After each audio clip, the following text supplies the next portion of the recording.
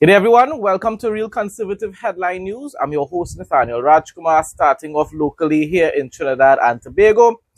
Tunapuna is expected to be one of the first areas to achieve 24/7 service, according to the Water and Sewage Authority's Acting Chief Executive Officer, Javan Joseph. The CEO was speaking to Minister of Homeland Security and Member of Parliament for Tunapuna, Roger Alexander, while on tour of the Akono water treatment plant on Saturday. The Kamala Prasad administration continues to ensure that their promise that they have made even back in 2010 to 2015, that the entire nation of Trinidad and Tobago will one day soon have a water supply that will be 24/7, whether it's in the east, west, north, or south. So it's wonderful to see that that journey has already begun. The increase in production will affect approximately 11,353 residents and will see production increasing from 375,000 gallons per day to 500,000 gallons per day. According to WASA, these works will be funded by the Inter-American Development Bank. Complaints that they would have had for 10 years. Well, let's say that, all right. Well, I will say that. They said 10 years, nothing. And this week alone, a number of areas were sorted out. Again, thank you. While visiting Target Street, El Dorado, the team were met by Councillor for Kora Takarigra, Prakash Bharath, and a few other residents. Councillor Bharath expressed his appreciation on behalf of the over 2,000 persons who will now have an improved level of service by WASA. And the Minister of Tunapuna for arranging this visit. His office manager is here. We have Ninja and those guys. They're really working hard to ensure that we get the relief where water is concerned. Because we have hundreds and hundreds of complaints. So with your assistance here and with the team here, I'm sure better days are coming. And where water is concerned, which is life, as I said, we will make that improvement in people's lives. This tour of the Tunapuna constituency is part of the WASA's executive team's ongoing infrastructure assessment and community engagement tour initiative. This in order to gain a first-hand assessment of existing age infrastructure and consumer needs nationwide.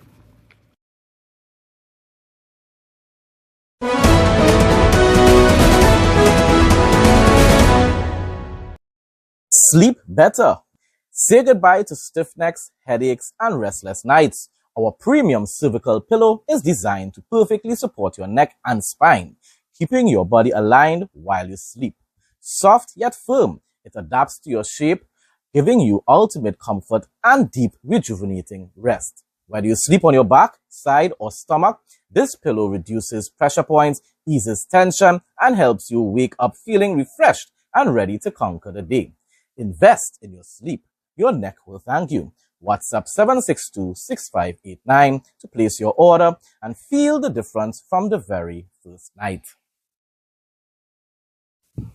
In some more local news, the Honorable Kamala Prasad Bissessa, we the People's Prime Minister of Trinidad and Tobago, attended a celebration service on Saturday at the Borough of Manhattan Community College, New York City.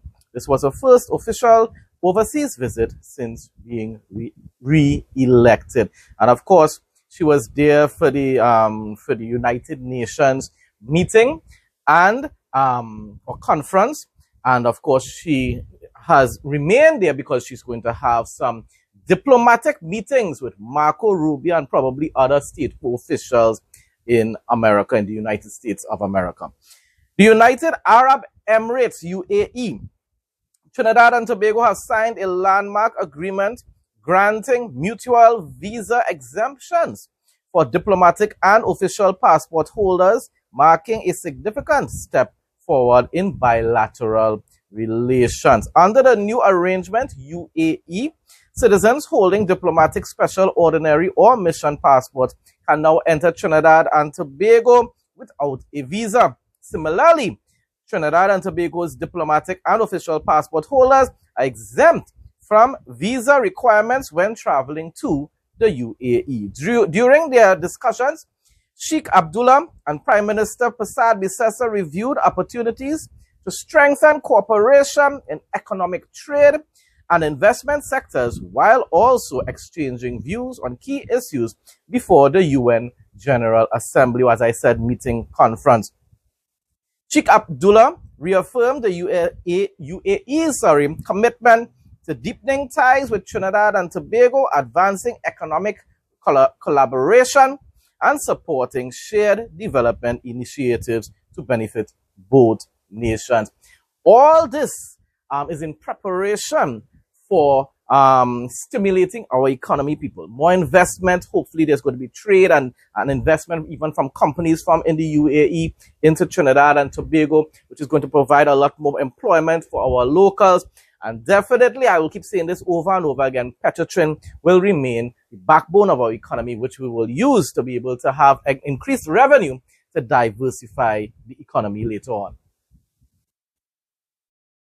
Honoring Trinidad and Tobago's national dress, Prime Minister Kamala Prasad Basesa was welcomed with drums at her Diaspora Republic celebration in New York City, her first official overseas visit since being re-elected. More than 300 guests gathered at Borough of Manhattan Community College, where the program opened with a song requested by the Prime Minister. I want you to know that I love you. Every creed and grace have an equal place. So let's work together to make my In her keynote, the Prime Minister highlighted diaspora contributions, including Dr. Sanjay Ramdath of BMCC, and addressed key national concerns. Ladies, meet your new go-to bag, our mega duffel handbag, perfect for your travel, shopping, the gym, and everything in between. Crafted from premium Oxford material, it's not just stylish, it's built to last. Ideal size, flawless design, and unbeatable quality make it the bag you'll reach for every time. Versatile and ready for anything. WhatsApp 762-6589 to order yours today. The Grenada Tourism Authority has announced the launch of the inaugural Lambi and Lobster Festival. Ooh, one of these good days I'll taste lobster. Set to take place in January 2026 on the sister isles of Carriacou and Petite Martinique. The festival will spotlight the seafood and fishing heritage of the islands, placing a national focus on the people, culture, and traditions that have long sustained these vital sectors. The Lambi and Lobster Festival marks a significant milestone in the GTA's efforts to develop and promote Carriacou and Petite Martinique as integral parts of the national tourism strategy, boosting tourism in their country, of course. While Grenada has long been known internationally for its natural beauty and hospitality, this event represents a targeted initiative to increase visibility and economic opportunities for the islands in the Tri-Island state. I will definitely want to visit there one day soon, and I wish them all the best in their success and progress.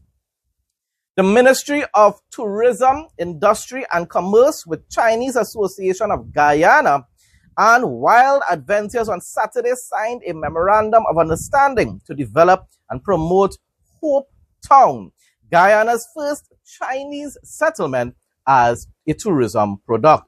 The MOU was signed by Minister of Tourism, Industry and Commerce, Honorable Susan Rodriguez, Stephen Su, President of the Chinese Association of Guyana, and Shabana Daniels of Wild Adventures. In her remarks, Minister Rodriguez commended the initiative, noting that Hope Town represents a site of profound historical and cultural significance.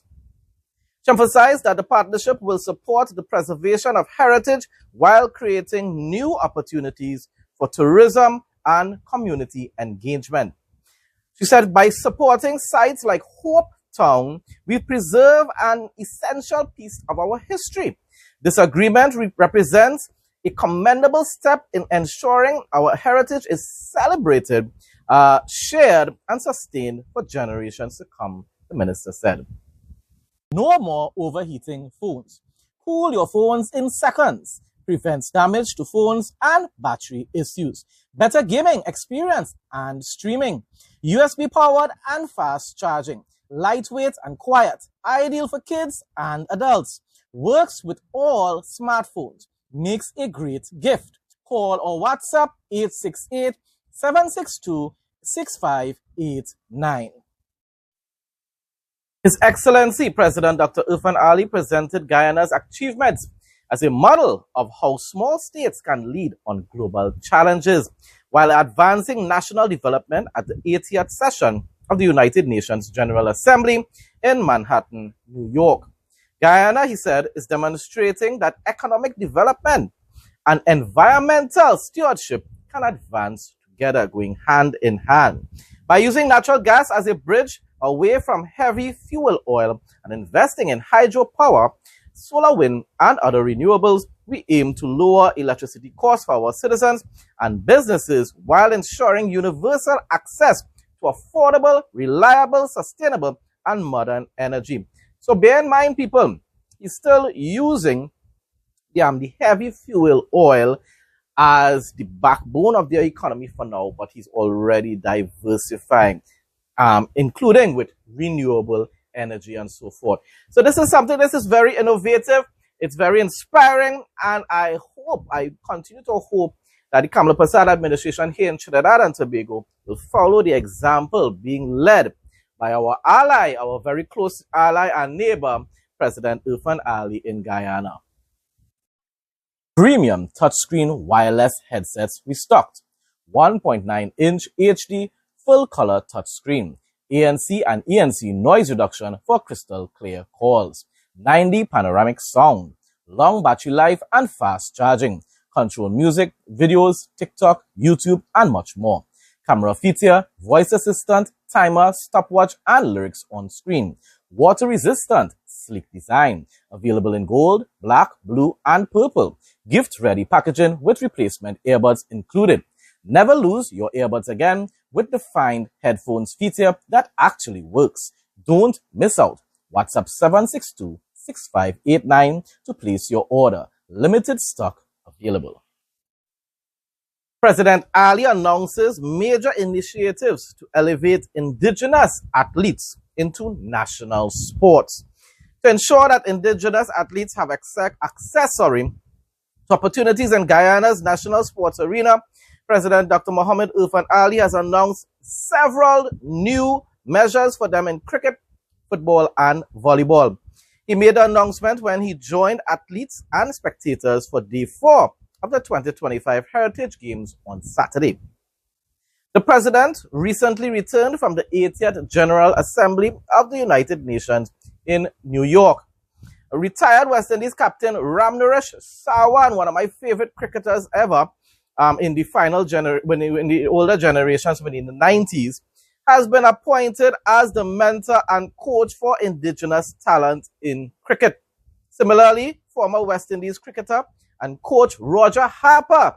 I'm not really that familiar with him, but I know him to an extent. Roger Harper will lead the development of women's cricket with special focus on indigenous communities. So that is a wonderful initiative starting under the Irfan Ali administration as well, seeking the interests of the indigenous people in Guyana. First Lady Aria Ali recently visited number 63 beach to assess ongoing civil works aimed at transforming the area into a prime tourism destination. The works include installation of a children's playground, gazebos, vending shops, sanitary facilities, adequate lighting, garbage receptacles, and benches. These developments are expected to enhance the visitor experience and support tourism growth in Berbice. Guyana is promoting tourism, people. We definitely have to follow that example here in Trinidad, definitely Tobago, because Tobago is a tourist attraction, a well-known tourist attraction, but we have to invest even more in Tobago. Repairs to Porima airstrip in Upper Mazaruni Region 7 are expected to be finished within the next 2 months, according to Minister of Public Works Bishop Juan Edgehill, continuing, I'm telling you, the legacy that has already been set in the first term in office of Irfan Ali's administration. The approximately $400 million airstrip, which replaced the former grass patch landing area, was transformed into a durable, all-weather concrete strip to better support the movement of passengers, goods, and services. Tired of losing your keys, phone, or coins in that annoying gap between your car seat and the console? We've got the perfect solution. Our universal car seat gap fillers are back in stock, ready to save your stuff and make your ride clutter-free. Available in black, brown, beige, and red, they're designed to fit any car seat and blend perfectly with your interior. Simply WhatsApp 762-6589 to place your order and enjoy delivery straight to your door in just 1 to 3 days. The aroma of roasted meats and traditional foods filled the air on Sunday as the village of Tapakuma in Region 2 came alive with its Heritage Day celebrations. Held at the Tapakuma Lake Playfield under the theme Igniting Unity, Celebrating Progress, Advancing Our Culture, the event showcased the village's vibrant traditions while highlighting its remarkable growth and future potential, particularly in the area of tourism. Of course, that report is also focused on Guyana.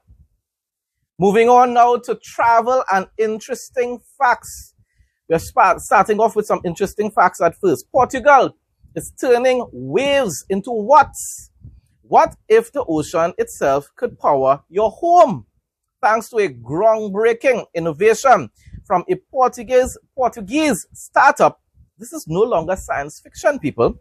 They have developed floating buoys that rise and fall with the waves, transforming the motion into electricity.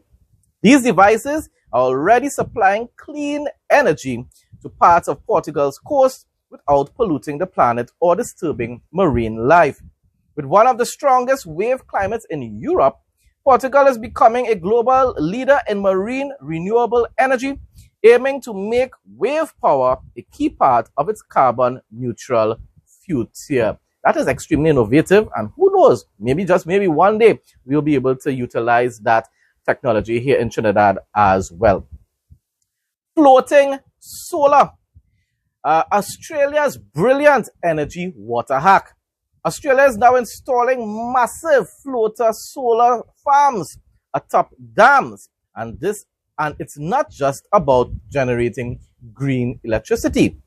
These floating panels significantly reduce water evaporation, a critical move in a country battling intense droughts and water scarcity. So they're doing two things at a time, and that will benefit the people of their nation. By shading the water surface, these systems help preserve millions of liters of water, preventing evaporation, reducing evaporation, as I said, especially in remote agricultural zones where every drop counts.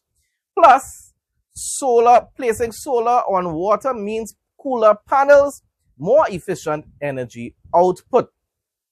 Projects like the NIST initiative are testing this tech on irrigation dams with the goal of scaling it across Australia's vast farming regions.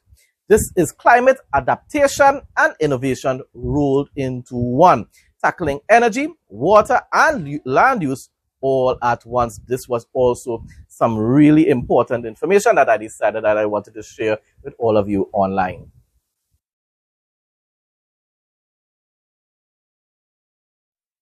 You won't be disappointed with this one. Look and feel great every day. Painless trimming with no pulling of hair guaranteed. Comfortable to hold and lightweight. Intelligent anti-pinch system. Safety travel lock. Accurate and painless trimming. Durability, 100% quality. Fast charging. To place an order, call or WhatsApp 868-762-6589.